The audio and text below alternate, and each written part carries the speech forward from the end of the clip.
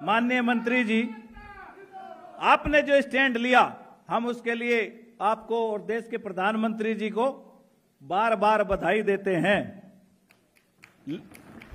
लेकिन बधाई के साथ साथ एक अपील आपसे और करना चाहते हैं कि अमेरिका जब भी कोई समझौता करता है या उसको टेम्परेरी रूप में सेटल करता है तो वो चाहता है कि उस देश के कानून में बदलाव हो, वो नियमन के जो हमारी चीजें हैं उनको ड्रॉप कराना चाहता है। हमारा आपसे ये एक ही अपील है कि आपने जो मजबूत स्टैंड लिया है उस स्टैंड पे हम कायम रहें और मुक्त व्यापार को लेकर हमारे नीतियों में कोई बदलाव ना आए, इसकी पैरोकारी आप हमेशा करते रहेंगे।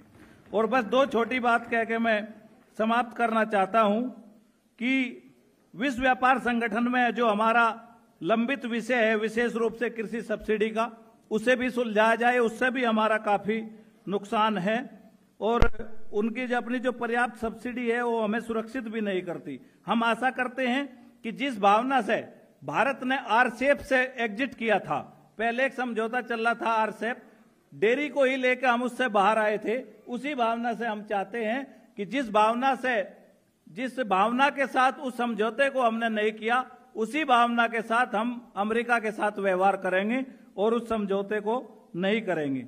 हम आपसे आग्रह करते हैं कि आप सुनिश्चित करें कि भविष्य में भी किसी भी व्यापार समझौते, ऐसे व्यापार समझौते पर भारत सरकार हस्ताक्षर नहीं करेगी जो किसान हितों के विरुद्ध होगा। दुनिया देख के हैरान रह जाएगी।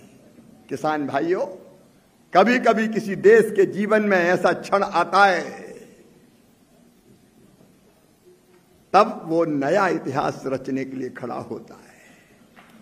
आज भारत के जीवन में वो मोड़ आया है। मेरे किसान भाइयों, ये भारतवासियों, हमारे परीक्षा की घड़ी है। परीक्षा की घड़ी में हर देशवासी इस स्वदेशी के मुद्दे पर और किसान के मुद्दे पर, मछुआरों के, पशुपालकों के मुद्दे पर प्रधानमंत्री जी के पीछे खड़ा हो जाए और दुनिया देख ले कि पूरा भारत एक है।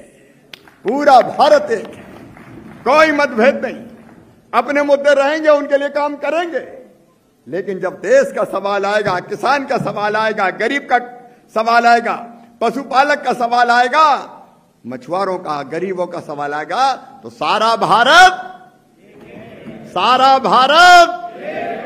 हम सब किसान एकता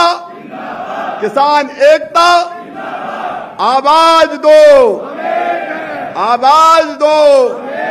सारा देश एक है।